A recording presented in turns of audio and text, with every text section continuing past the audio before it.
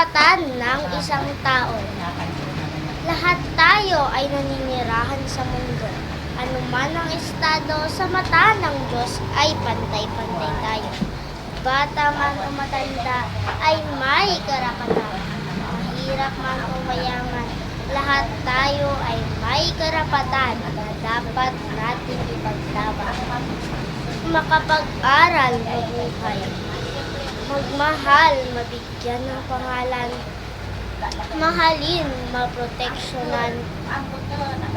Respetuhin at magkaroon ng ganahan ay ilan lamang sa mga karapatan na dapat natin gampanan. Kaya ay karapatan ay pahalagahan upang lahat ay magkaintindihan at huwag hayaang matakpan kahit na